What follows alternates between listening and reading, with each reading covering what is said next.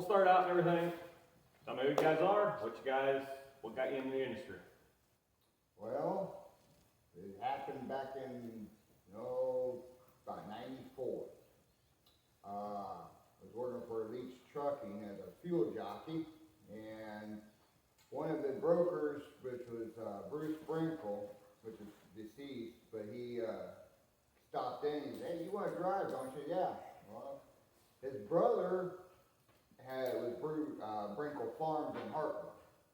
They had a 72 Diamond Rio with a 45-foot old Thermo King Great Dane, or no, Trailmobile. But the guy that's driving was retiring, and he needed a driver. So, farm truck, no CDL, just need your regular license. And went out there the next day and did an interview with Tom, and that night I'm behind the freaking wheel, all rode up to Cleveland on the first pass, and Ray, the old timer, said, "You're driving back." So I drove back, and that's what took it off. Before that, I'm like third generation. Technically, my grandpa was an Amish. He hauled goods and stuff, horse and buggy wise. And dad came in the picture in early 70s with an F model Mac. And I guess that kind of lit the fire a little bit. And then it really lit the fire when Brinkle Farms hired me, and I did that for like 2.5 years. Definitely, yeah. We've seen you out there at the benefit over there at Randolph County Fairgrounds. So what made you want to save the old Mac? Well, it's kind of like, since Mac is pretty much part of the family. Dad had Macs. This is actually my second Mac I've had, and regret getting rid of the first one, so I got this one from a good friend of mine, and he became part of the family. Very nice. A little bit of history about the truck.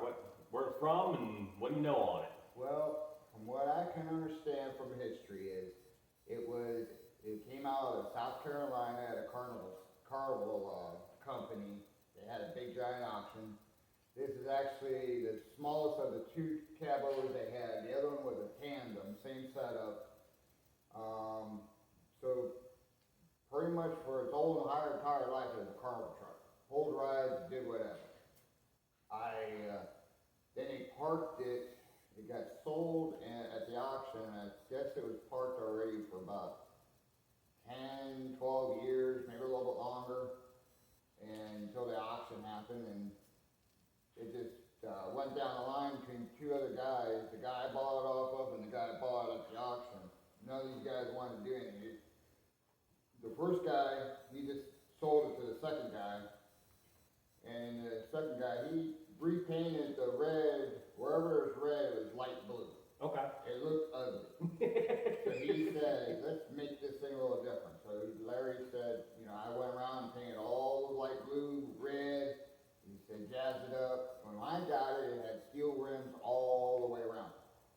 And I went and purchased, Larry got me the back drive.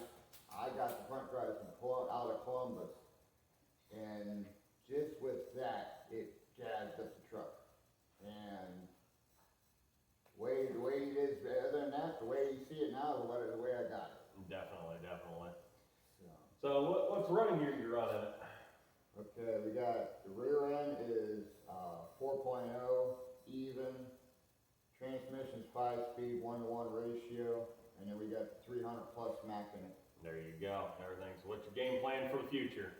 Well, with that one, we're going to, with the help of a local dealership, which, until I get the confirmation, I'm not going to say the name to it yet. Of course. The plan is it's going to stretch her out legally. We're going to not cut the frame, but we're going to add frame to the ass end to make it into a tandem. I'm gonna redo the paint scheme, redo the grill. Motor wise, it's sound. It's got less than 750,000 on it. It's still holding its own, and then some. Yeah, definitely. We've seen you go down the road and everything. We know you can pass a lot of people. A lot of people don't believe you got that 5-speed in there. Are you going to keep that 5-speed, or are you going to let it slide away for a little while? I think we're gonna take, when we do the switch, I think we're gonna take it out, and I'm gonna put either a Mac 9-speed or 10-speed in it. Okay. Same dealership that's gonna do the spring stretch has also got miscellaneous parts that could go in this thing. Okay. Okay. So we're also gonna take him from a single stack to a dual stack and rearrange some things, but when it comes out in the springtime, unless you know the history of it, it will not look the same. That'll be cool. We can't wait to follow and see how it turns out for y'all. So a little bit here on your Western Star. We know you see you guys out there playing in the pulling world out there, and you guys love to show off a little bit. Well, I think I pretty much take care over on the showing off part, as you guys seen in Randolph. Yeah, you got what, 3 pulls on that event? That was my record. I don't think I ever had 3. Never had 3. But it's also my road tractor. The plan is going to be taking Donkey off the road and strictly for shows and pulling circuit, because the sleeper that's on it, nobody has. It's not in existence. No, unfortunately for the old Western Stars, parts are becoming almost impossible to find. You can find some down south. We've seen, we have a friend that we follow around with too. They unfortunately just wrecked their Western Star this year, so they're in the same issue trying to find a sleeper in a cab. So yep. they're very hard to come by anymore. Canada, you might find a good one every once in a while, but other than that, you're mostly down south here, out in Arizona, once in a while Texas. Yeah, you can find actually the Western Star cabover is more than you can the Western Star conventional. Yes, very rare, and you really don't see many Western Stars floating down the road anymore. I mean, out of all percentage, you might see maybe 5-10% of them out there are Western Stars. Yep. Granted, we have the new series Western Stars, but let's be honest, they're a Freightliner Cascadia. They're not a Western Star anymore. Yep, they're anything, in my eyes, anything newer than a 2000, because that's when Freightliner bought them. They became a freight shaker, not a Western Star. Yep.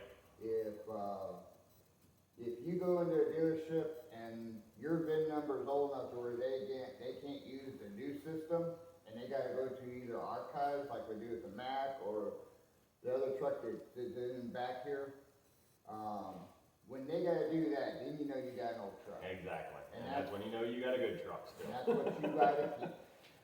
Would you upgrade to a newer truck? You know, the same dealership's trying to make me, well, he's trying to talk me into, buying a Volvo. Oh no. Yeah, and I told him no. He said, well, you got all these upgrades. And at fuel fin, I was like, no, it's not, no. 1, I'm not wearing a turban on my head. 2, I don't wear flip-flops. 3, no.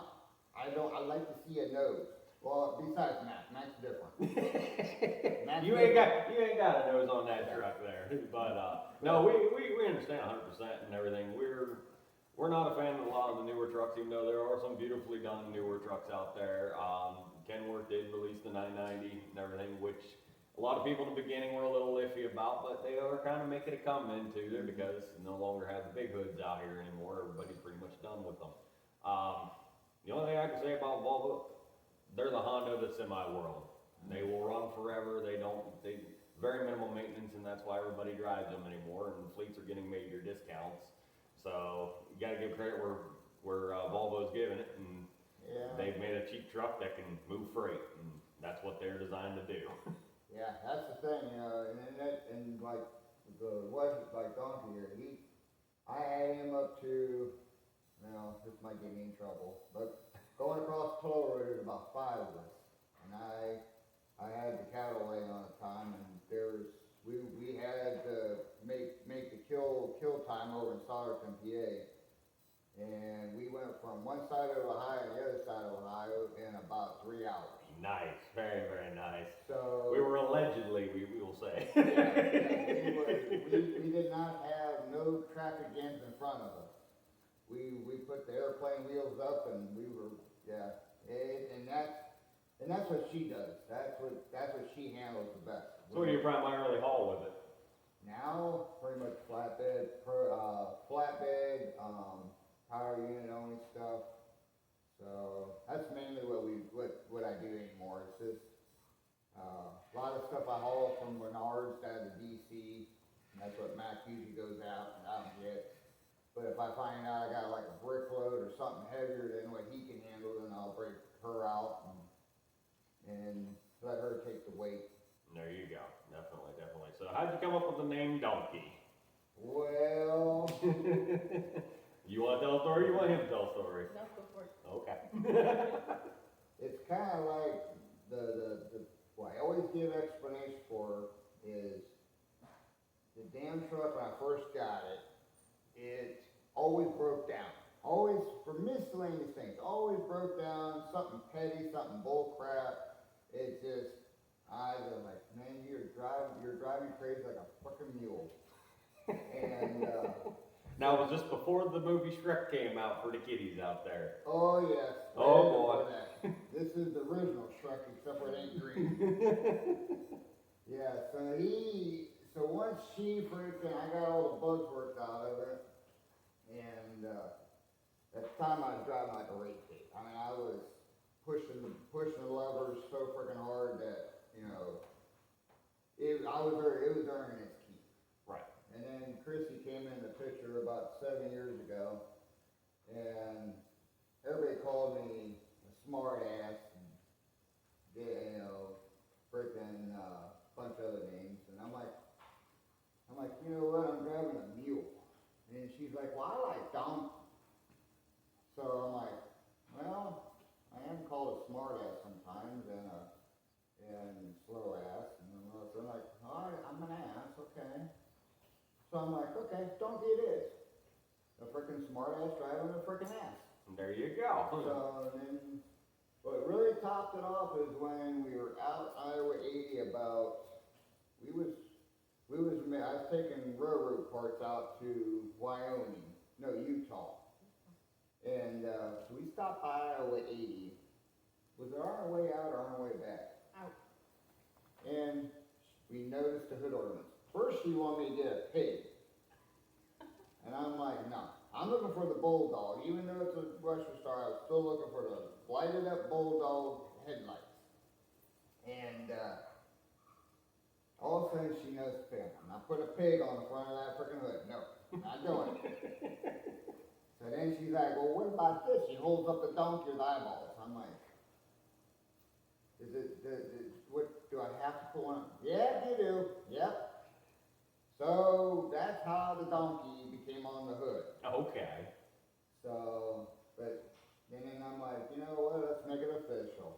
We got a donkey on the hood, might as well a donkey on the sleeper. There you go, and everything. It's great seeing old stories and everything like that, and especially in the industry, a lot of people anymore don't trade in the trucks. We all know, most drivers go out, open the door, jump in, turn the key and go. Most of them don't even look under the hoods anymore, they don't even know what's in them.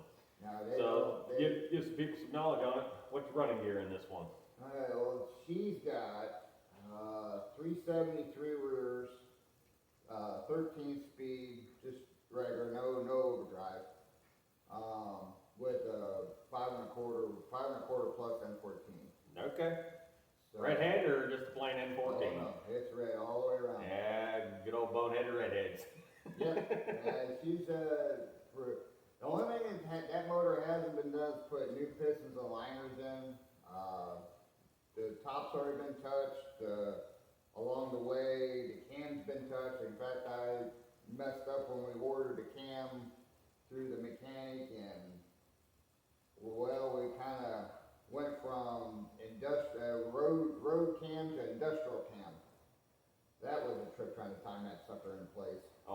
so and everything, but I bet it woke it up too in the same hindsight. We're on the high side of the timing ratios, the best we can be to be more center, but yeah, it has woke it up. I mean, normally I stopped usually, her pulling radius usually went from, depends on whose sled we're pulling, 254 to about maybe 271, and I could have probably got 280 on the first pass on Randolph, but some odd reason something told was pushed me to go far right, and I still wasn't even far right as much time. I wanted that freaking sled mud flap hanging over the freaking right white line, but that only got me 230, 236, 237 on the first pass, I think, wasn't it? Something like that. Yeah, and then, Well, about that really heavy thing you had to move. well, she's had her field days. I'll have to send you pictures put on the website, what other else heavy items she's pulled. But, yeah, as time went on, yeah, we went to, like the last pass was 270, 274, something like that was the last pass. Mid 270s, and not bad. Yeah, so that's about where she's at anymore. Definitely. So, we spoke a little bit on the polling a little bit and everything, so what got you into the polling? Well, we're gonna have to blame Billy Leach for that one. Happy Billy Leach.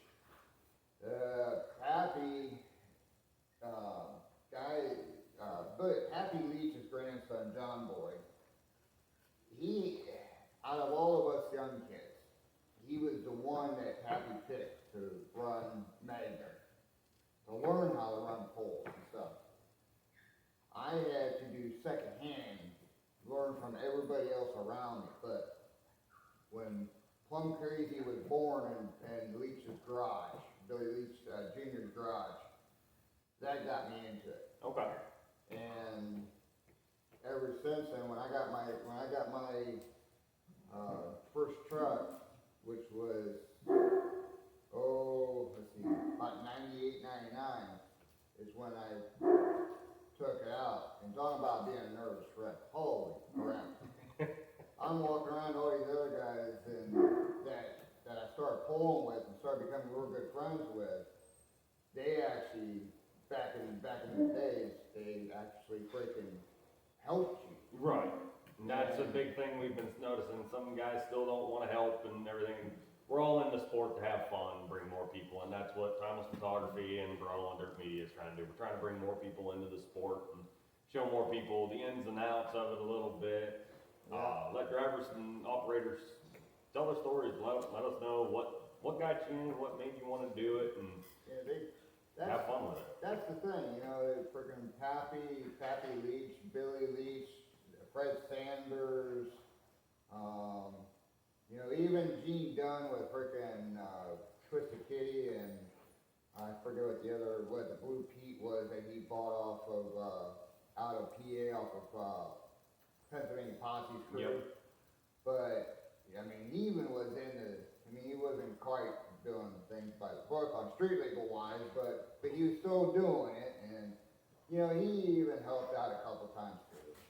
And that's just how it pretty much kicked off, was just because of Pappy Leach and Billy Leach freaking dragging me to the poles, be part of the pit crew, and then when you actually make your first hook, your very first hook, you drag that thing down, take probably about 25-second, 30-second ride down, and you hit that 250 foot mark, and that's when it gets in the blood. Mm-hmm. And I've been out of it now since this year. I was out of it probably about 4 years, and every time I was so damn busy. And now that I became official and I got my own company up and going, not having to worry about what other dispatchers got me planned on and stuff. I can do all the planning. I'm making time. Right. So it's like, now it's back in the blood. So what would be your biggest help or the knowledge you could give somebody who's maybe looking to get into this industry? What knowledge would you give them to help them understand more in the realm, or try to give somebody maybe a little bit of insight, maybe like, okay, well, maybe try this rather than this, or and everything, because we all seen the pullers come out there to come from the drag tracks, and say, I'm just gonna mash it down and see how far it goes, and we know that don't work, so. What kind of insight could you give to a rookie out there? Well, if you wanna know how to do it, listen to all the old timers. Don't go to these new guys that is, say they're street legal trucks, but they're not. If they trailer it in, it's not one to go Yeah. talk to. If they trailer it in, it's not one to, but that's it, you know, look at all the street guys, because the true street guys, everybody will be in this envelope. Like it was Randolph, they were anywhere from 235 up to 270. That's true street legal area. If everybody's Right. bunched up, you're in there. But you get this guy in there that goes freaking out the door, blowing smoke, freaking 350 plus pull. He's not legit. Don't go asking for advice. You get these guys that are true, that you can see physically. They're true. Because this guy that's going 350, he ain't gonna tell you the truth. No. He's gonna freaking blow smoke up your butt. He's not gonna tell you. You know, that's what really hurts the industry. Yes, it does, it really does, and we've seen a lot of that, and especially in the tractor realms and everything, we don't put nobody down on it, but you get the guys that come out, they have 4, 5, 6 tractors, and have more money than they can blow money at and everything, and they're just doing it to have fun now, but unfortunately, we see it a lot, they'll take it to the absolute extreme, well, we're gonna win, we're gonna win, we're gonna win, we're gonna win, and everything, so rather than kinda helping the other guys out, but nothing against them really, but it's like, maybe help out the next generation out as well, and kinda give them some knowledge, or throw a poll here or there. We know we're all going for the rings, and we all want the big trophies in our cabinets, but Well, that's the won't thing. we help? That's the thing with street legal. We don't get recognized enough. No, We get, like, there's a handful of polls that we can actually go to that people that actually want us there. right, And years ago, when I first started doing this, we had polls every weekend, maybe even 2 polls every freaking weekend. Occasionally there was actually 3 polls in one week, and Friday was like, say, well, the one weekend it was like, Stark County, then you raced over it's either you went over to Columbiana and you raced back over to Stark County for the same night, or vice versa. And then the next night you raced to Mineral Wells, which would be, usually Saturday was, Stark County, those 2 were on Fridays. And Saturday night was Mineral Wells, West Virginia.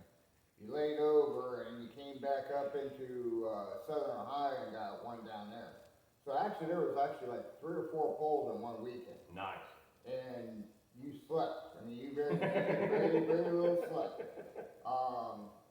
But if you want to get into it, the best thing I can tell you is when you hook to a sled, whatever this old timer told me, says whatever the truck will start out with a loaded trailer, it can be loaded or an empty trailer.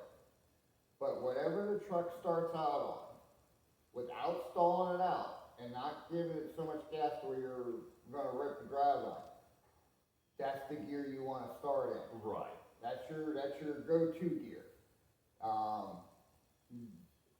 The more power, like with the sled, I've been finding out if she's super wet, then wet, dusty, stuff like that, I go in the 13, I call it 5th gear, but everybody else calls it 4th gear, but it's the high side on the low side. You don't ever want to take your freaking transmission in the high side. no, And that's where a couple guys found out they had to replace transmissions. I think it was the last time I was at Randolph, like 7 years ago. Guy did that. He ended up taking and towing his truck out. And just, you know, tack her up, and as you're tacking it up, slip the clutch a little bit, get the turbo wound up, and just go have fun. That's Exactly. all you gotta do. I mean, it's all it is. I mean, everybody wants to take, these other guys, they're taking it and, oh, I'm gonna get first place, I need all this money. We don't make nothing hardly at all on the pole. No, and that's what Throttle and Dirt Media we are trying to change for you guys, hopefully here in the near future and everything. Help you guys get a little more out of it, or help you guys get around to more poles. Maybe we can get some more poles out there for you guys as well and everything, and try to make it a little bit bigger events for everybody, because we want to see the stadiums get packed out again. And unfortunately, pulling is the fastest growing but the fastest dying sport out there right now. Same as like we cover with sand drags and everything. It's an unknown sport and everything. A lot of people don't know where the next event is or whatnot, because a lot of these events will see, oh, you see a flyer, oh, next week, come here. And that's all you see and Well, everything. see, that's why he's actually, he's gonna be the next generation. Between him and, Zach, between these two kids, out of 8 of my kids, these are the only 2 that's promising to take over. And my next year, if Chrissy can handle it, I'm actually gonna probably end up putting historical plates on this one, so that way she can drive her own truck down the track. There you go. And so, cause one truck you ain't showed yet, but he's gonna be over the road too. So between the Mack and the one back in the back, those guys are gonna be the workhorses. Yep, definitely. Cause I much rather run a cab over doing what I'm doing than, as much as I like this whole thing, she's the newest one, but I would rather stay with the cab over. No blame you. So, Well, with this, we're gonna take a quick break and everything, and then we'll continue on.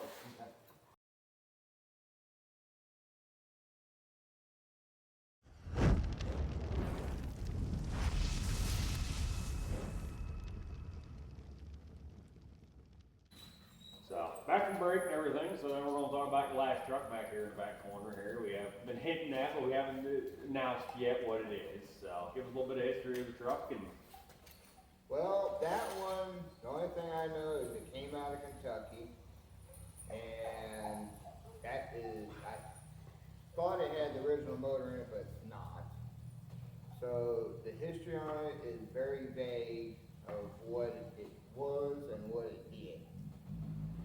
But what it's going to do is it's supposed to, I think it's got a big Cam 2 Cummins in it. And it does run. And it's strong too. So whatever it is, somebody did a good job on making sure it was strong before they put it in. But that truck's gonna be turned into, an overroad truck / puller / show. We're gonna give it a new paint job, and when we give it the paint job and I get it out on the track and see what it does, that's when the names come in. okay. That's when the names come in. Now, like back to the Mack, its name, it ain't advertised yet, but its name is actually Scrappy Doo. Okay. And the reason that we got called it Scrappy is because some of the loads that I put on the damn thing, it does not want to die. It will not give up, it won't even stall out.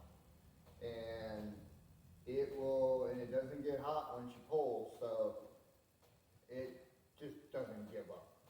So it's not a big truck, so I can't call it Scooby-Doo.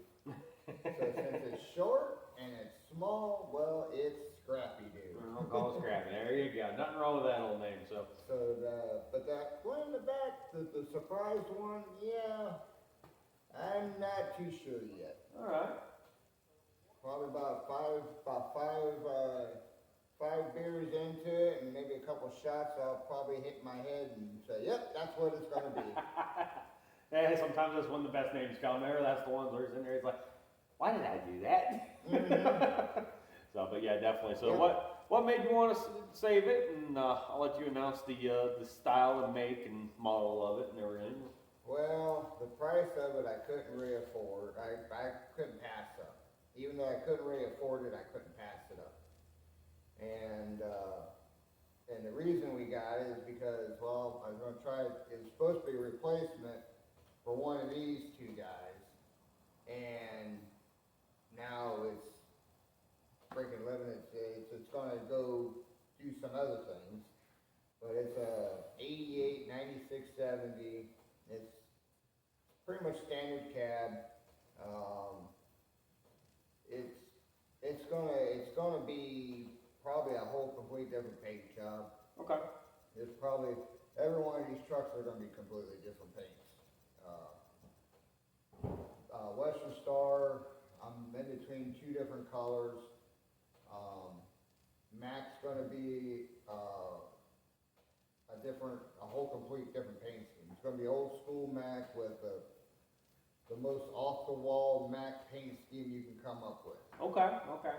Um, I recommend maybe look into some of the Australian Mac paint jobs. Those guys, some of those West Coast haulers, those guys have some beautiful trucks down there. I'm gonna probably combine three different regions. We're gonna probably combine the Northeast region with the West and Australia, and maybe even some Canada in there. Okay. Okay. Well, So- Canadian in there. Yeah, so one of these little freaking paint scheme might come from one, you'll recognize it come from one, from another one. But every one of these colors that I'm going to be picking for these guys are colors that you don't ever see at the truck shows. Okay. And if you watch enough truck shows, the colors that you always see, they're either white, blue, reds, blacks, might see an off-the-wall red. That are a blue or even yellow. I've been seeing a lot of yellow trucks coming out. And Yep. not my favorite color, but I mean, to each their own. But But if you yellow's an interesting choice. Yeah, and over time, yellow will, over time, if a guy doesn't treat it just right Yep. with the clear coat, when it dies, when that yellow fades, who wants to drive a urine truck? I don't want to drive a pee truck. If it's gonna be yellow, it's gonna be freaking canary freaking yellow, and it's gotta stay true for freaking 100 years. Yeah, exactly. And the And a minute- lot of people, I work with a company over in Salem and everything that actually does ceramic coat. A lot of people are familiar with it and everything. It doesn't really cost that much either. And it goes on similar to wax, but it lasts for years and everything. I was talking to them for the big trucks and they were helping them out and everything. They said they can do a 2-year coat on it. So every 2 years you go in, you pay a few $100 and everything, and you get it recoated, and it works better than waxing and buffing. That's what I'll probably end up doing with these guys, but that's the thing, when you wanna rent a truck show, and like I told you at Randolph, when I go to the truck show, I'm getting to the point where I'm not gonna sit there and polish. No. You guys see how these trucks look now, that's how they look when they go to the show. I'm not gonna sit there and SOS pad, brighten everything. If I'm gonna judge something, I wanna see, you put that sucker in the working class antique. Yep. I wanna see dirt, I wanna see battle scars, I wanna be able to open that door up and see rips in the seat from your ass being on there so damn much. Or seeing a little bit of dirt here and there. I don't wanna see a super clean truck, cause that tells me that it's been sitting in a frickin' garage, never been worked, somebody probably jacked up the ass end like frickin' Boofer's Day Off and frickin' racked up like 10,000 miles on jack stands. Yep, exactly. And I look at the shows and everything a lot of times, like we do a lot of car shows as well, and everybody judges everybody in one thing. Well, the car shows, they only kind of do like best of show, best paint, best original, kind of stuff like that. The truck world, I kind of break it down into 3 categories and everything. You have the working, you have the weekenders, I like to call it, guys who go out, haul a couple loads, but still have a nice truck. And then you have the straight out show trucks, the guys that'll sit there and polish every night whenever they get done with the truck and spend 4 hours, sleep for 2, go home, load and come back and do it all over again. And everything, and I give those guys dedication. I mean, those trucks are gorgeous when you see those roll in, but a good old school working truck, and especially as rare as your Mac is here on the road out there, I mean, it's a beautiful truck in its own way and everything, and a lot of people will overlook them. They look rough, they don't look pretty. It's like, well, go look at the history of that truck. That truck probably has more stories than most people have anything to say. Yep, cause if I see a dirty, if I see not a super clean, but like, it's got, the aluminum's clean, but it's not like mirror shine. Right. That tells me that, okay, it's working. Like the stack, you know, right now my stack's like from halfway point down, it's faded. It's dirty. Mm-hmm. Up, it's the only reason it's clean is because I go so goddamn fast that the rain just power washes it off. But that part is kind of like hanging over into the frickin' cab a little bit, so it's lucky. It's got some rain. So, but everything else, you know, it's like, you know, you're gonna see dead bugs on the front. You're gonna see, you know, dirt smears.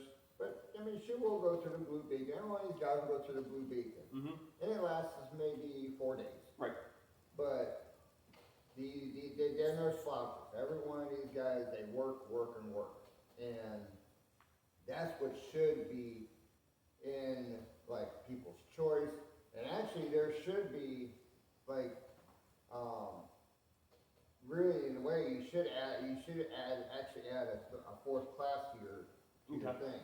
The fourth class should be the ones that just pull. It's not. I know you classify it as a weekend puller, but there's guys out there. They go to these events. Yep. And they don't even drive. No. They just they act like truck drivers. They act like all they are. In fact, the guy that bought my Rolling billboards. Yeah, that's all they are. And in fact, the guy that bought Family Tradition, some of you, if you guys remember about back in 2017, 2018, there was an orange Transtar that rolled around this area. Yep. And it was called I call it a Family Tradition. It was pumpkin orange. Everyone thought it was an old Schneider truck, and it wasn't. That truck literally sat for 21 years in somebody's yard, old construction truck. Same scenario, 2 guys bought it, I was the 3rd guy, and I did some things to it to get it more street legal, and it went right to work. It made its first trip, 2 months into me owning that thing, it made its first trip down Fancy Gap with no jakes, 10 speed, freaking big cam 350, 370 rears, Dayton's all the way around, and it was actually the weekend that 95 was iced over. Okay. Alligators were still sticking their noses through the freaking ice down there. The next day was after the storm, southbound was opened up, and we're heading to Florida. We're still only doing 15 mile an hour, but then everybody on the northbound side still stopped. When you see old farts and you see kids and you see people getting out of their vehicles, even though they were freaking 400 feet on the other side, they were still taking pictures. And I was like, well, what the heck? But it was like a wave. As soon as they got on, everybody get out, and as soon as I passed, they all got back in. And when I was in Florida for those 2.5 weeks, because I couldn't find a road coming back, I just bounced around down there. I had like 3 or 4 different people around the Tampa area in Wildwood saying, hey, I got car shows. You ought to bring this thing over. We don't ever have this stuff down here. You know, stuff like that. Yeah. That's when you know you got a gem. That's when you know you can do something different, because these guys here that they just buy a truck. Oh, I'm gonna go play shirt trucks, or I'm gonna go do this. I'm gonna go do that. In fact, going back to the pullers, there was one guy at Stark County. Him and his boy had a Max Superliner, blue and black, and he flat out told me, we don't work this truck. It's barely plated. It's not even, it's overpowered. Yeah. In fact, he's gonna cut the frame. They said they're gonna do something. I forget what they said. They're gonna do something, and they're actually gonna shorten it up. Okay, so now how's that still street legal? Right. Because one, you're gonna make it hotter. Two, if you're not working it, it's not street legal to me. Yep. It's, you're not bringing, I have been notorious back in the days, that when I still had Rolling Thunder pulling team up and running, that my K100 or my 9400 International, any of one of the trucks that the guys are driving, of course I always drove my K100, nobody else drove that damn thing. It was an old Warner Weedy one. But we would all roll in with trailers. We would all drop the trailers at the fairgrounds, whether it's Stark County, Summit County, Randolph, we'd all fucking drop our trailers. We'd all get staged and get our hitches put on. As soon as the thing's done, unless one of us broke, which 90% of the time we didn't, we all fucking went back, hooked up to the trailers, and we all went back to the house, because we were coming in for the weekend anyway. Yep. And we'd all go back. That is street legal. Yep. That's back in the old days of polling now, and again, in the polling realm and everything, you just see guys building to race, they bring them in on their street trucks. And even in the smaller diesel class in the pickup truck series, you see a lot of guys, they roll them in on trailers. I mean, granted, a lot of those guys are breaking because they're not putting the money where it needs to go, unfortunately, or they're building them so hot where they're not street legal. Yeah, they might have a plate on it, it might be registered to go on the road, but you don't take it on the road. Yep. We love seeing stuff go out on the road. That's the thing for our Dirt Media. That's what we love. Well, and see, here's another thing. If you guys remember back the last time street legal semis were in Dover, Ohio, T County Fair, there was this guy out of southern Ohio. He had a Magnum truck. It wasn't brown, but it was a different guy. And when he pulled, he was always on the hot side. So we thought when he rolled in, rolled it in, when our class, the street legal class was already pulling, they didn't have hot that night. Right. Not enough guys for hot, so they canceled it out. We're in the middle rolling on street legal class. He comes in on a trailer. By the time he backs the thing off, it's up, then all he had to do is go right straight to the sled. So we thought he was there for expedition. Yeah, he had a plate on it. Yeah, he threw a frickin' IFTA sticker on the damn thing. He pulled in, backed into the sled, pulled it down, blew our doors, everybody's door off like 120 feet, and goes right back up. Now, if somebody out there's got the video of that year, it's actually like when DVDs first started coming out. Yeah. If you look at the tail end of that video, you'll see everybody swarming the announcer's booth. That's because everybody was mad. We had four-wheel drive tractors, the tractors were there, the street legal guys, everybody that pulled that night stormed the frickin' grandstand. Why? Because he counted as street legal. They counted him as street legal. Yeah, that unfortunately, that's one thing a lot of people are trying to stop. I know OSTPA is really cracking down on guys. I know East Pullers, I know that Full Pull Production, I know they're really cracking down on guys. Last year, there was a guy, it was a black Kenworth, I can't remember the name of the driver off the top of my head, but he actually just scattered his motor this year up in Canada. They're doing uphill drag racing. Well, he was disqualified. His truck was too hot. Everybody else, I mean, yeah, you're blowing smoke still in the streets and everything like that, like crazy, but when you're shooting 8 inches of flame out your stacks, it's kind of a telltale. It's like, no, you're a little too hot now.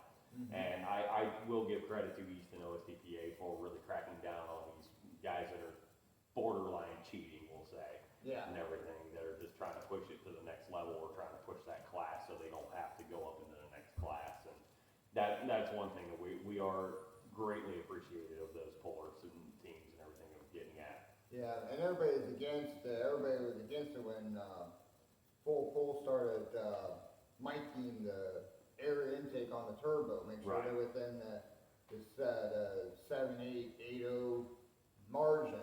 Right. That now, with Randolph, CS Productions is he's taken up and that really helps. Right, it really does, and I mean, in the industry anymore, the racing, we're always gonna have cheaters out there, and there's always gonna have to be one. A lot of people, I actually produced this over onto for the, push it over with, into the pulling realm from the sprint car series. You watch the sprint cars, watch their big race. Their big race every year for hundreds of thousands, millions of dollars, so they race for it. Before the car can be announced the winner, it actually goes up onto a scale, they weigh the car, they check the clearance, and they check everything before they can say, yep, they won. Even though they're already pre-checked going in, but because they go back and they can go in the pits, they can still tamper, they actually do double check and everything. And that's one thing I do see pullers kind of starting into a little bit, but it's only to ensure that everybody's playing fair. Well, and that's like, they're starting to weigh us.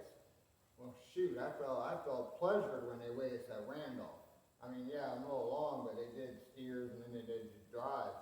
But at least they're making sure that the tractors are less than 20,000 pounds.